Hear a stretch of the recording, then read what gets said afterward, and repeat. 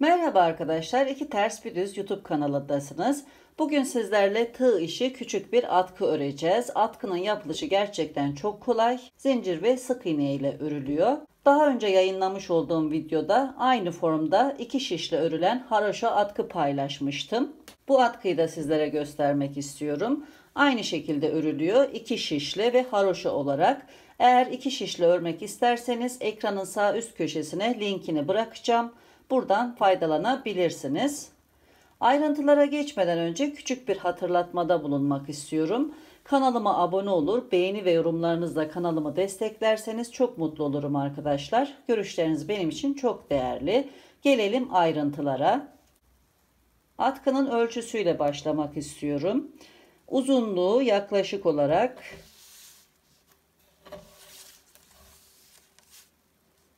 103 santimetre. En geniş yerinin uzunluğu ise 10 santimetre. Atkıyı örmeye 5 zincir çekerek başlıyoruz. Toplam 7 sıra ördükten sonra sol kenarda bir artış yapıyoruz. Sağ kenarda artış yapmıyoruz. Bu şekilde örerek toplam 12 kez artış yapıyoruz. Daha sonra 15 santimetre kadar artış yapmadan örüyoruz. Yine sol kenarda her 8. sırada birer ilmek eksilterek örmeyi sürdürüyoruz. Örme işlemini bitirdikten sonra kenar kordonlarını örerek atkıyı tamamlıyoruz.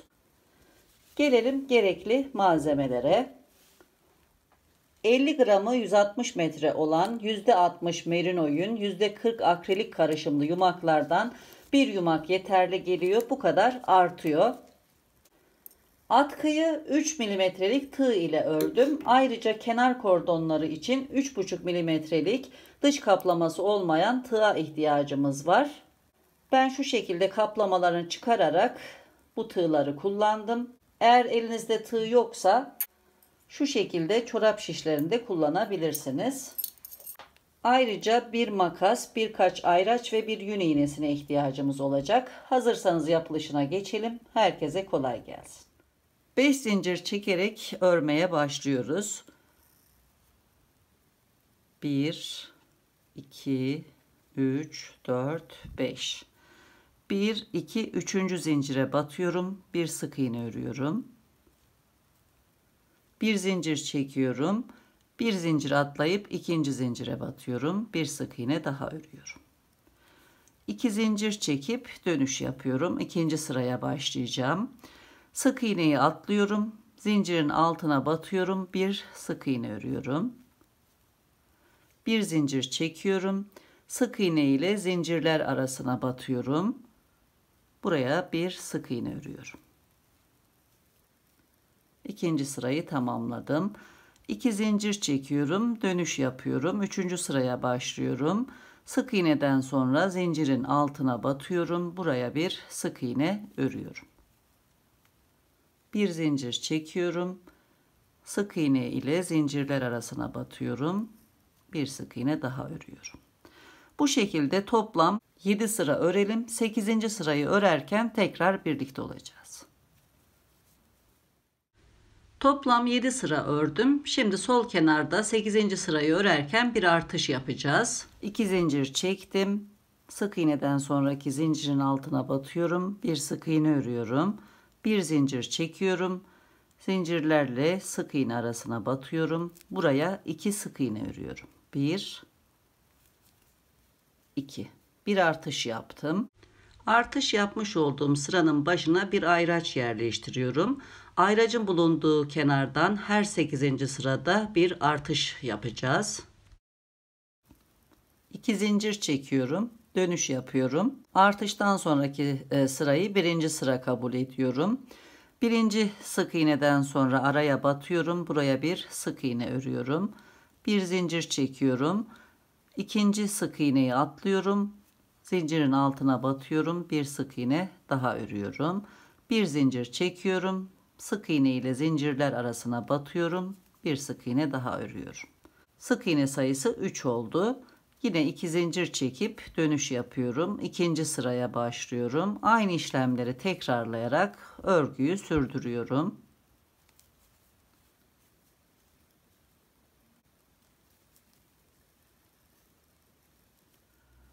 İlk artıştan sonra 7 sıra ördüm. Şimdi 8. sırayı örerken bir artış daha yapacağız sol kenarda.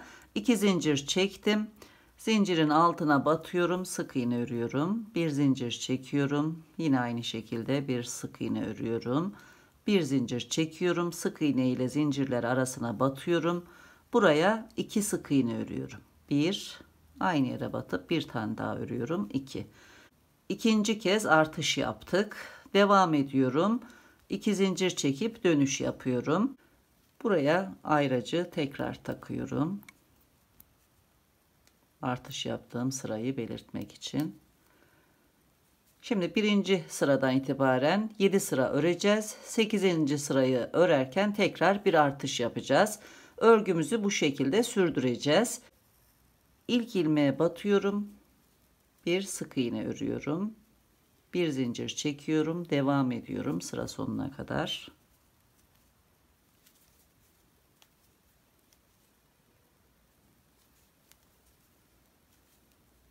Buradaki sık iğne sayısı 1, 2, 3, 4 oldu. Artıştan önce 3 sık iğne oluyordu. Bu şekilde devam edelim. Tekrar birlikte olacağız.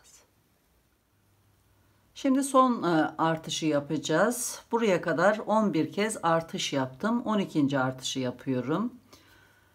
Sık iğne ile zincirler arasına batıyorum. Buraya 2 sık iğne örüyorum. 2 zincir çekip dönüş yapıyorum. İlk ilmeğe batıyorum. Bir sık iğne örüyorum. Bir zincir çekiyorum. Zincirin altına batıp sık iğne örüyorum ve bu şekilde devam edeceğim. Ayracı buraya yerleştiriyorum. Son artış yaptığım sıraya. Buraya kadar örmüş olduğum bölümü ölçüyorum. 43 santimetre. Genişlik ise 9,5 santimetre. Bu ayraçtan itibaren artış yapmadan örgümüzü sürdüreceğiz. Yaklaşık olarak 15 santimetre örelim.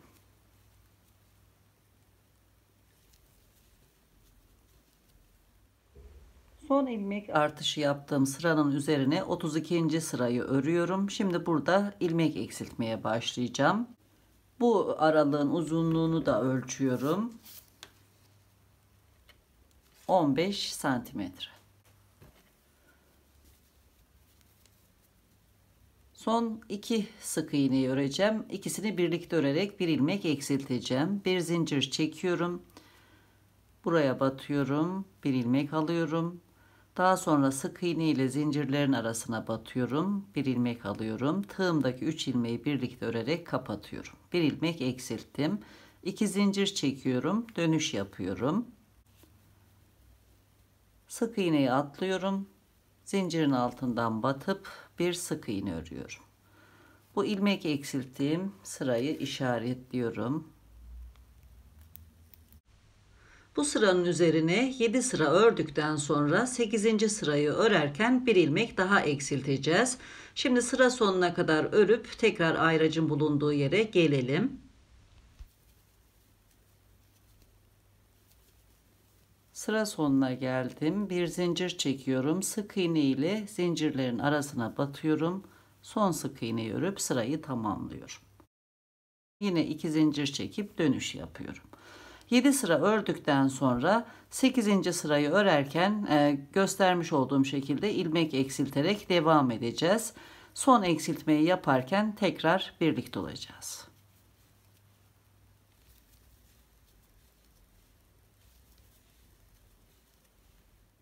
Son kez ilmek eksilteceğim. 12. kez ilmek eksiltiyorum.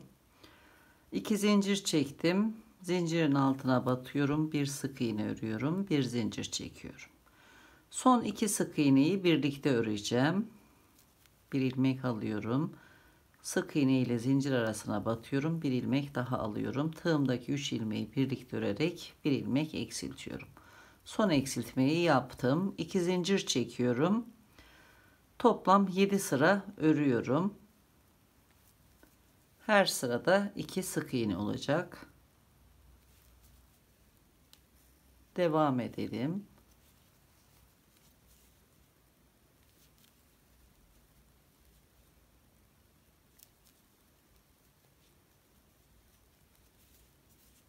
Son ilmek eksilttiğim sıranın üzerine 7 sıra ördüm ve örmeyi tamamladım. Şimdi atkının kenarına kordon öreceğiz. İpi kesmiyorum. Burada 2 tığa ihtiyacımız olacak. Şu şekilde.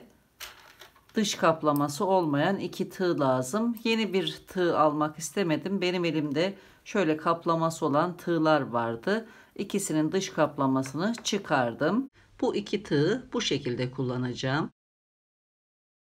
3 zincir çekerek başlıyorum.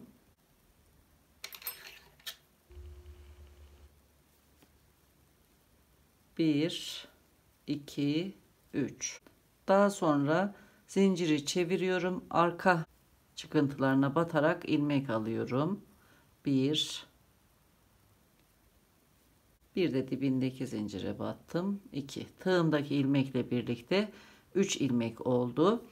Şimdi bir de sıra başına batarak ilmek alıyorum. Her sıra başına geldiğimde buradan birer ilmek alacağım. Toplam 4 ilmek oldu. Bu 4 ilmekten sonuncusunu kullanmayacağım. Sonra kullanmaya başlayacağım. Bunu şu şekilde bir ayrıca yerleştiriyorum. Beklemeye alıyorum. Tığı bu şekilde kaydırdım. Şimdi örmeye başlıyorum.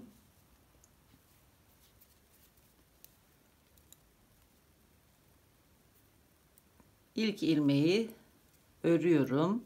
Daha sonra 2 ilmeği birlikte örüyorum. İkinci sıranın başına geliyorum. Bir ilmek çıkartıyorum. Tekrar 3 ilmeğim oldu. Tığı kaydırıyorum. İlk ilmeği örüyorum. Daha sonra son 2 ilmeği birlikte örüyorum. Üçüncü sıranın başına batıyorum. Bir ilmek alıyorum. Tığı kaydırıyorum. Aynı şekilde örmeyi sürdürüyorum.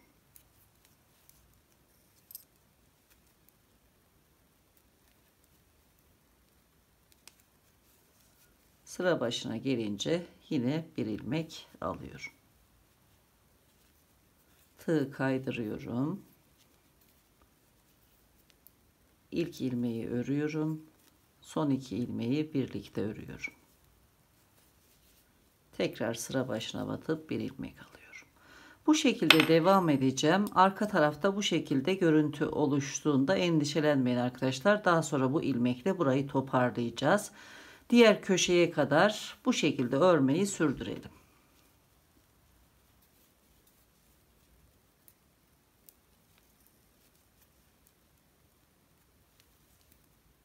Atkının diğer ucuna kadar ördüm. Şimdi son sıraya batıp öreceğim.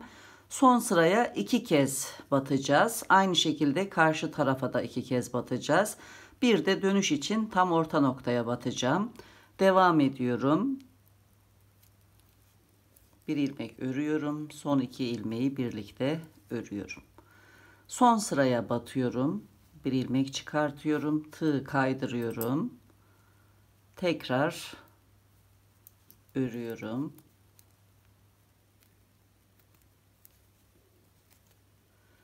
Aynı yere bir kez daha batıyorum.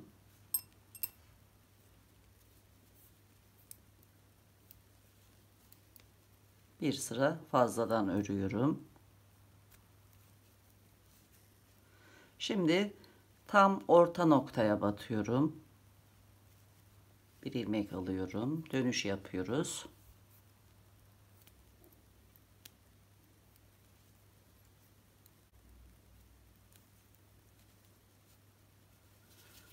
Karşı tarafa geçtim. İlk sıraya batıyorum. İlk sıranın başına. Bir ilmek çıkartıyorum. Devam ediyorum. Buraya 2 kez batacağız.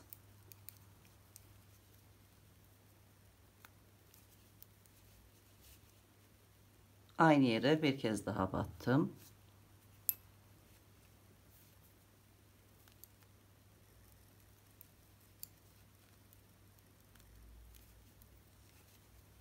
Şimdi her sıra başına batarak alt köşeye kadar devam edeceğim. İkinci sıraya batıyorum.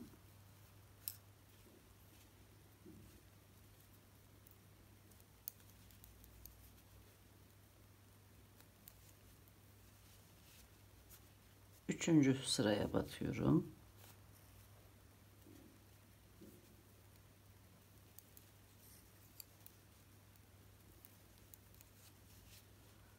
Dördüncü sıranın başına battım. Bu şekilde devam edeceğiz diğer uca kadar. Gördüğünüz gibi dönüş yaptık. Sıkı olmamasına dikkat edelim. Şu şekilde ilmekler ayrılacak. Daha sonra toparlayacağız. Diğer uca kadar örmeyi sürdürelim.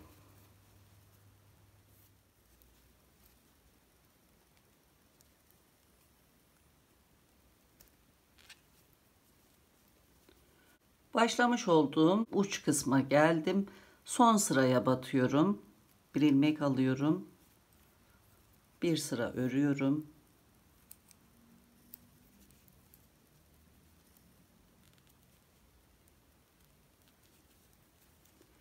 Aynı yere bir kez daha batıp bir ilmek alıyorum.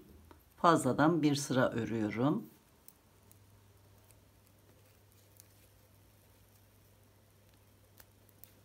Diğer köşede yapmış olduğumuz işlemleri yapıyoruz.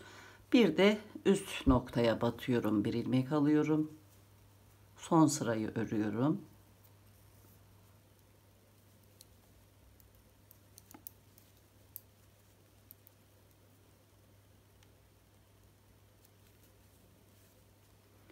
Bağlantı yapmak için ilk battığım ilmeğe batıyorum.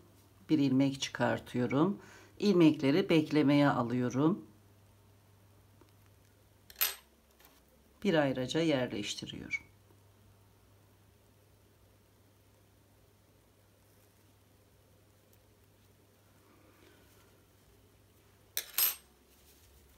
Şimdi arka tarafta bu örmüş olduğumuz iki ilmeğin arkasından buradaki fazlalık iplere batarak bir sıra daha öreceğiz. Bu ilmeği kullanarak toplam 3 ilmek olmuş olacak.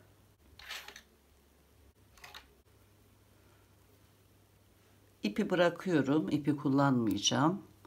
Ayırmış olduğum başlangıçtaki ilk ilmeğe tığ geçiriyorum. Şöyle çekiyorum kordonu. Bu ipin altından şöyle tığ geçiriyorum. İlmek alıp tığdaki ilmeğin içinden geçiriyorum. Sırayla bu şekilde alttan batıyorum, örüyorum.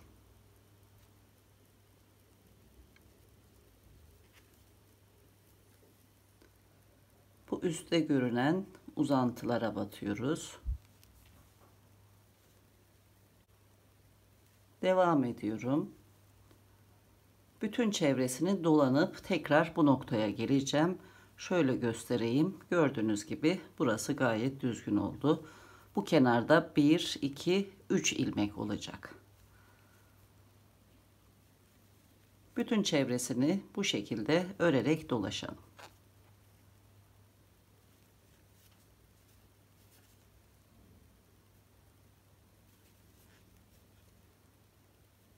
Son 2 ilmeğim kaldı. Başladığım noktaya geri geldim. Bütün çevreyi dolandım. Son ilmeğe batıyorum. Son kaydırmayı yapıyorum.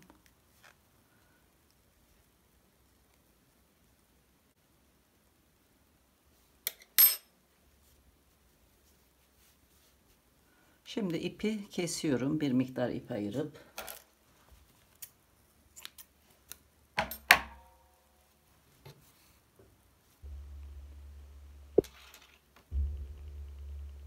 İpi bir iğneye geçiriyorum. Kaydırma yaparak geldiğim son ilmeğe geliyorum. İğneyi bu ilmeğe alttan batıyorum şu şekilde. Daha sonra kaydırma yapmaya başladığım sırayı buluyorum. İlk baştaki ilmeğine şöyle iki kanadına birden batıyorum. Üstten bu ilmeğe tekrar batıyorum. Burayı bağlamış oldum. Gördüğünüz gibi bir ilmek oluştu. Şimdi diğer ilmeklere aynı işlemi yapacağım.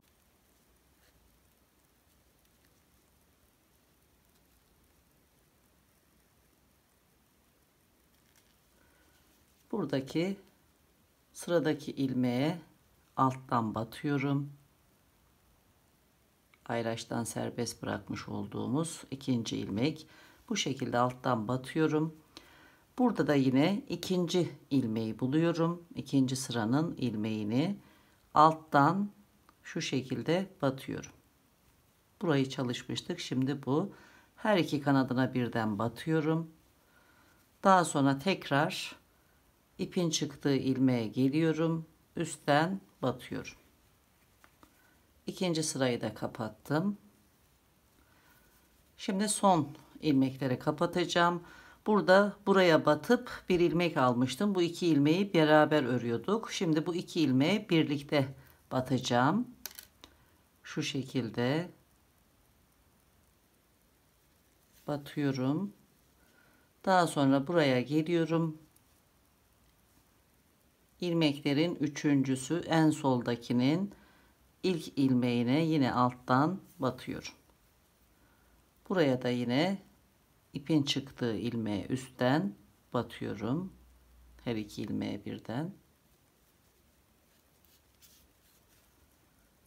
Burayı da kapattım.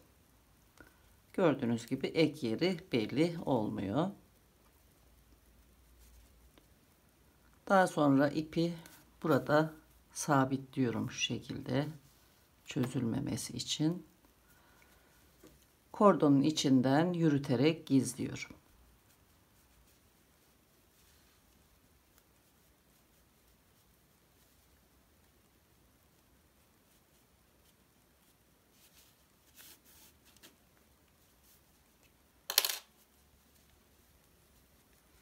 Fazlalığı kesiyorum.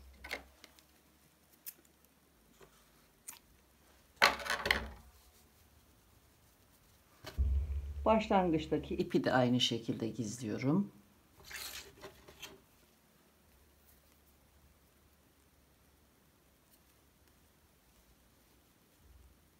Kordonun içerisinden ipi yürütüyorum.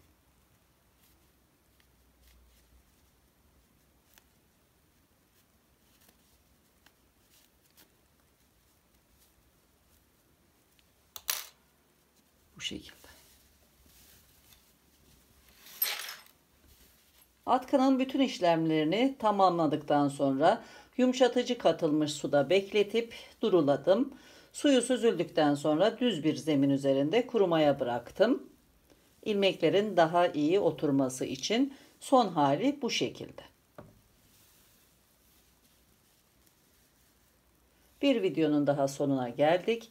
Yeni videolarda tekrar görüşmek üzere. Hoşça kalın, sağlıkla kalın.